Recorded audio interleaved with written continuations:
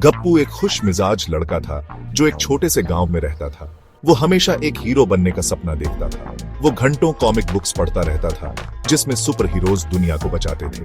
गप्पू चाहता था कि वो भी उनकी तरह ताकतवर और बहादुर बने। एक दिन मेरे मम्मी पापा मुझे गांव के मेले में ले गए। मेला रंग बिरंगी चीजों और शोर शराबे से भरा था। मैं रंग बिरंगी दुकानों और खुश लोगों को देखकर मंत्रमुग्ध हो गया। उसने एक जादूगर को टोपी से खरगोश निकालते और एक पहलवान को भारी वजन उठाते देखा। लेकिन गप्पू की नजर एक छोटी सी धूल भरी दुकान पर पड़ी जो एक कोने में थी।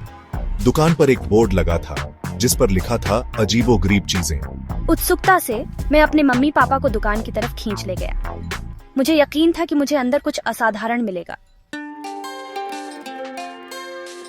दुकान अजीब और अद्भुत चीजों से भरी थी। गप्पू ने पुरानी घड़ियां, धूल भरी किताबें और अजीबोगरीब खिलौने देखे। उसने ध्यान से हर चीज को देखा, कुछ खास पाने की उम्मीद में। अचानक शेल्फ पर किसी चमकदार चीज ने गप्पू की नजर खींची। वो गोल नीले लेंस वाला एक चश्मा था। दुकानदार, एक बुजुर्ग आदमी जिसकी आंखों में चमक थी, ने मेरी दिलचस्पी देखी। ये कोई मामूली चश्मा नहीं है जवान लड़के, दुकानदार ने फुसफुसाते हुए कहा। ये चश्मा आपको लोगों के बारे में सच्चाई देखने देता है। गप्पू उत्सुक था। उसने चश्मा खरीदने का फैसला किया। गप्पू ने चश्मा पहना। पहले तो सब कुछ वैसा ही दिख रहा था, लेकिन फिर कुछ अद्भुत हुआ। जैसे ही गप्पू ने अपने आसपास के लोगों को देखा, उसने उनसे रंग निकलते हुए देखे। उसने अपनी मां के चारों ओर नीले रंग की छाया देखी, एक रंग जो उसके बारे में उसकी चुप चिंता को दर्शाता था। उसके पिता के पास हरे रंग का रंग था जो उनके परिवार के लिए उनकी लगन को दर्शाता था। मुझे एहसास हुआ कि दुकानदार मजाक नहीं कर रहा था। चश्मा जादुई था। उन्होंने मुझे लोगों के अंदर छिपी सच्ची भावनाएं दिखाईं। उसने देखा कि खुश फल वाला असल में उदास था क्योंकि उसे अपने परिवार की याद आ रही थी। उसने देखा कि सख्त स्कूल टीचर असल में अकेली थी और साथ की तलाश में थी। उसने देखा कि गांव का गुंडा भी असुरक्षा और डर की भावनाओं को छुपा रहा था। गप्पू हैरान था। उसने कभी नहीं सोचा था कि सतह के नीचे क्या चल रहा होगा। गप्पू ने सभी को नई नजर से देखना शुरू कर दिया। वो समझ गया कि हर कोई, चाहे वो कैसा भी दिखे, अपने बोझ ढोता है। उसने सहानुभूति का अनुभव किया और मदद करना चाहा।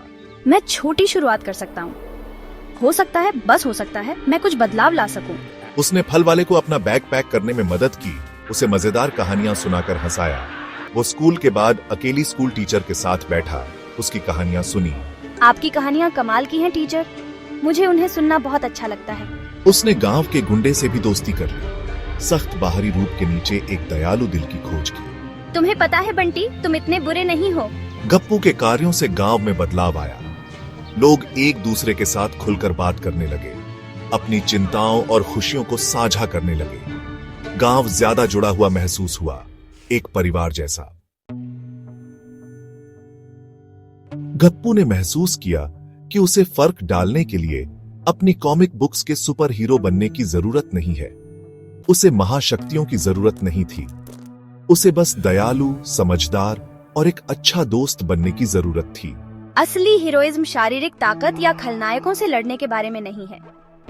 ये एक बड़ा दिल रखने और अपने आसपास के लोगों की मदद करने के बारे में है। और एक तरह से गप्पू एक हीरो बन गया था, बस उस तरह से नहीं जैसा उसने हमेशा सोचा था। वो एक ऐसा हीरो था जिसने अपने साथी ग्रामीणों के दिलों को छुआ था। जहां भी गया खुशी और समझ फैलाई थी। ये मुझे गांव का सबसे खुश लड़का बनाता है। और इसी ने उसे गांव का सबसे खुश लड़का बना दिया।